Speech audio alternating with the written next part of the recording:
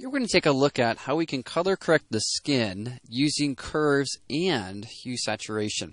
Well, the first thing that I want to do with this portrait is I want to select a sample point. So I'll press the I key.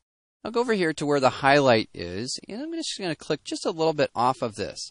Now, one of the tricks with an image like this is that we have this side of the face, which is really bright, and this side's a little bit darker.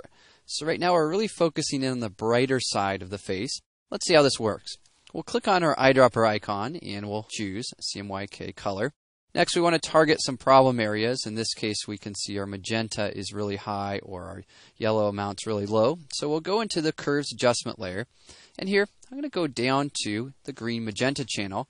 I'm going to click on this and I simply want to reduce that amount there. And I'm going to reduce this so that it's less than my yellow amount. So I want to bring that way down. Now my cyan, of course, is a little bit off. So we'll go into that red cyan amount. And here I'm just going to look to reduce that. I'm always thinking about multiplying this number by 3 or 5. 3 times 10 is 30.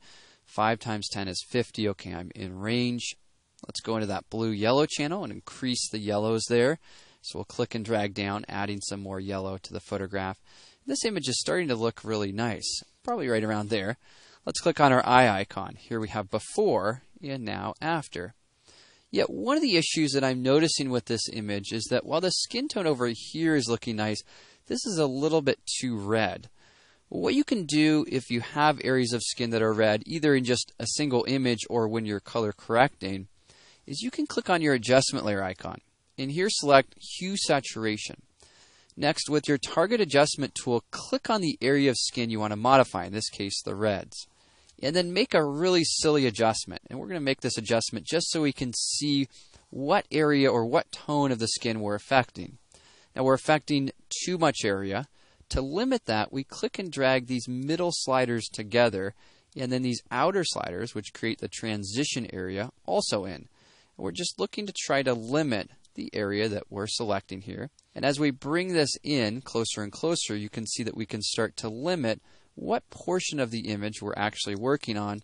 And I'm just going to make this change right here so I can get just a nice selection of that side of the face primarily.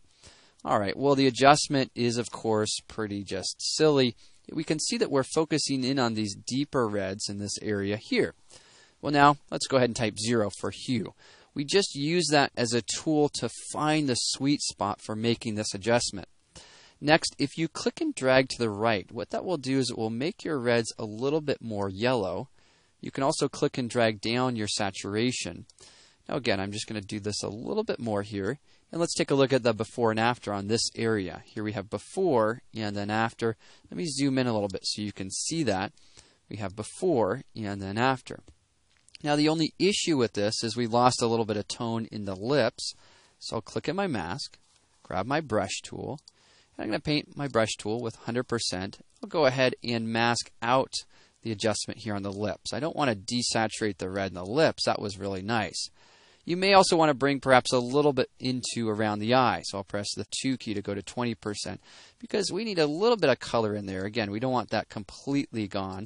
Makes the eye look a little bit too lifeless. So I'm just painting back in a little bit of color there, clicking on my mask. Now again, let's look at our before and after. Here we have before and then after, correcting that tone on this side. Now this technique is incredible in a lot of different situations. Let's say someone has a strange skin variation or just something you need to correct or a little blemish. You can use this technique to really target those specific tones.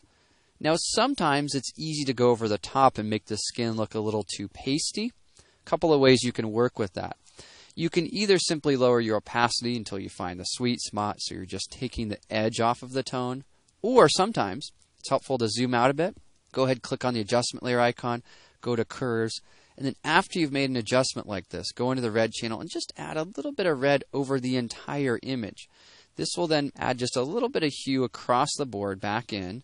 Now it's not too much, it's pretty subtle there, just a little touch of red on top of everything. I'll go ahead and use my up arrow key to add a bit of red there. Looking at my before and after, again, subtle adjustment, but nonetheless adding a bit of subjective warmth back to the image.